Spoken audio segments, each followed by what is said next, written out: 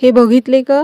जुने पान आणि नवीन पान, किती अंतर आहे दोघांच्यामध्ये. ही पाने सहज वाढू शकतात, त्यामुळे ठीक आहे. पण जी पाने किंवा झाडे वाढण्यास उशीर घेतात, अशा झाडांचे फोटोसिंथेसिसचे प्रोसेस कसे पूर्ण होणार?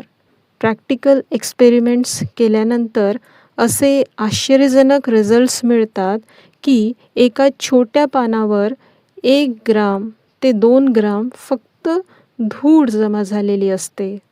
अशा स्थितीमध्ये फोटोसिंथेसिसचे प्रोसेस कसे होणार?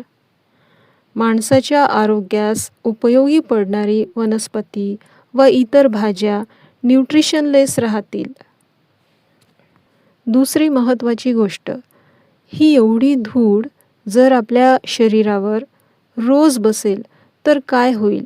आपली त्वचा श्वास घेऊ शकेल का?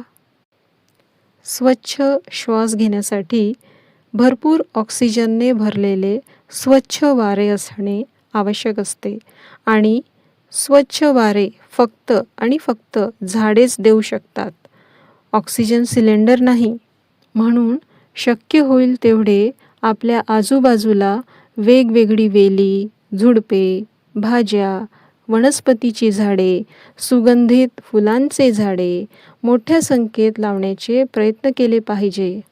त्याचबरोबर जवळपासच्या वातावरणामध्ये भरपूर सुगंध आणि भरपूर ऑक्सिजन उपलब्ध करून ठेवण्याची जबाबदारी ज्याची त्याने स्वतः घ्यायला हवी. मग बघा तुमचे आरोग्य कसे ठणठणीत राहते.